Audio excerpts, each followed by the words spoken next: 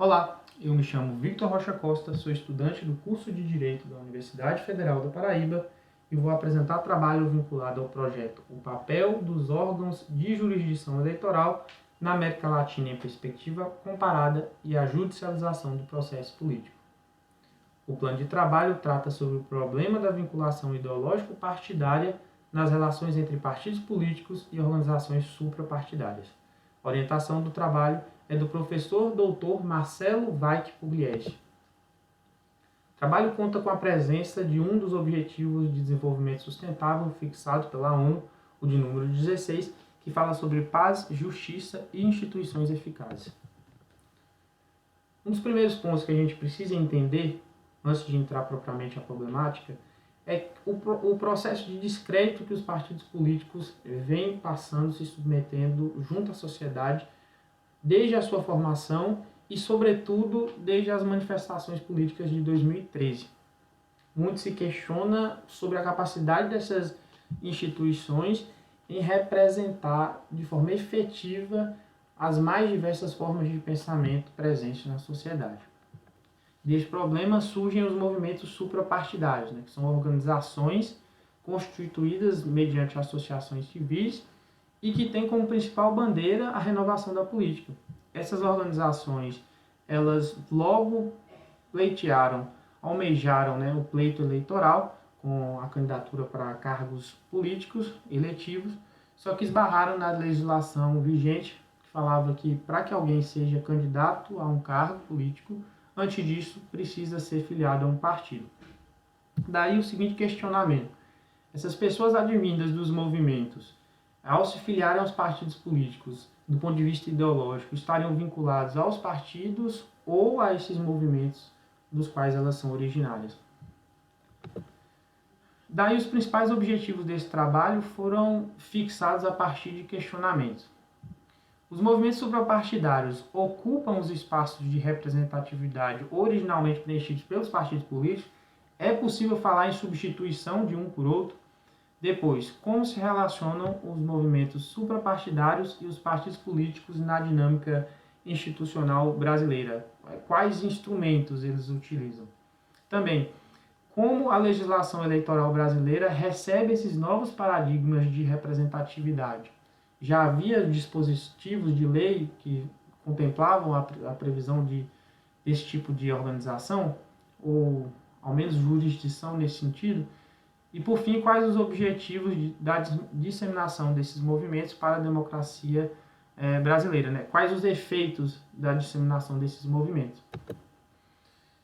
Tudo isso foi avaliado por meio da metodologia que adotou a construção do estado da arte e dos estudos sobre os partidos políticos e organizações suprapartidárias, para entender o que são e ver quais são os papéis que eles devem desempenhar na democracia representativa, análise dos acordos formais de não vinculação ideológica, firmada entre o movimento Acredito, que é um tipo de organização suprapartidária, e diversos partidos políticos.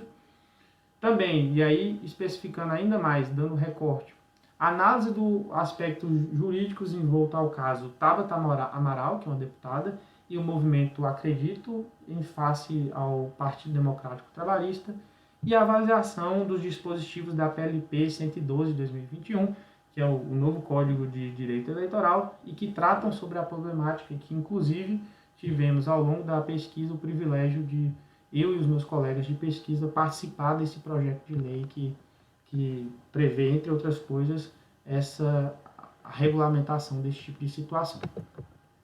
Sobre os resultados e discussões.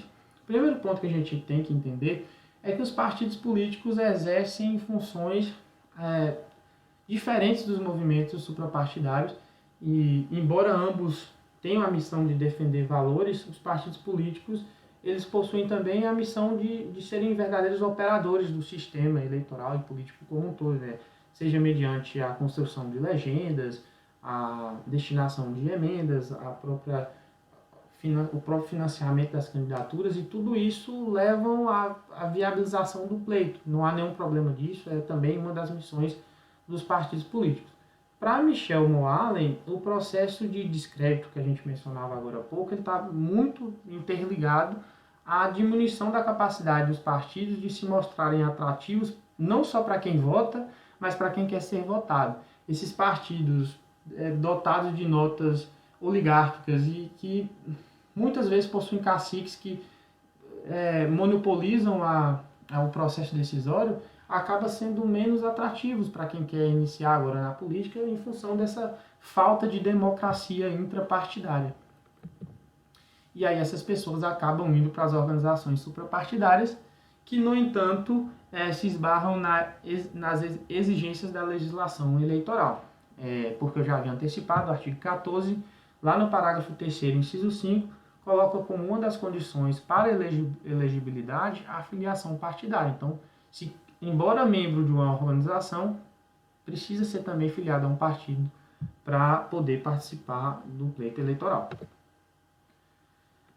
Uma alternativa encontrada por os movimentos e por os partidos é justamente a elaboração das chamadas cartas compromissos, que são uma espécie de acordo que relativiza a autonomia partidária.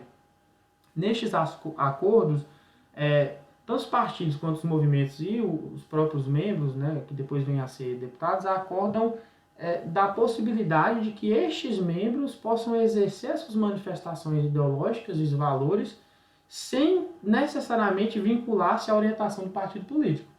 Inclusive, a deputada Tabata Amaral e o Movimento Acredito, junto ao PDT, assinaram um desses acordos, só que vieram a protagonizar uma briga bastante repercutida nacionalmente, porque na votação da reforma da Previdência, a deputada foi em contrariedade à legenda do Partido Democrático Trabalhista. Isso acabou desaguando na expulsão da deputada, que recorreu judicialmente e até conseguiu reverter a situação, obtendo o direito de se filiar a um outro partido. Mas não é a questão aqui. Daí, o que a gente tem é que há um despreparo da legislação eleitoral vigente, isso é fato. Mas já há uma reação legislativa, né? A PLP 102 de 2021, no novo Código Eleitoral, já por meio do artigo 24 e do artigo 44, tenta afastar essa possibilidade de constituição desses acordos, que na verdade relativizam a autonomia partidária, e isso é bastante ameaçador à democracia, né? Considerando a função dos partidos políticos, ao menos em tese, que eles desempenham, né, para a segurança do pleito eleitoral, né, para a representatividade das pessoas, embora é preciso se ter um olhar crítico. Então, esse projeto de lei vem nesse sentido. Por fim, algumas conclusões, né? Os movimentos suprapartidários exercem sim parcela da representação que era dos partidos, mas sem substituição, porque a representatividade ainda é pequena. Os acordos de não vinculação partidária são a principal forma, né, para exercer esse relacionamento, e não existe na legislação algo que discipline ainda, mas já está em votação. E, por fim, se esses movimentos são uma legítima manifestação da sociedade, por um outro lado, dificulta ainda mais a clareza acerca do posicionamento político dos candidatos e dos parlamentares. Isso é um ponto que a gente precisa ceder. E, por fim, tecendo os agradecimentos, agradeço ao professor Dr. Marcelo Vaik Pugliese e à Prospec, ao UFPB e ao CNPq.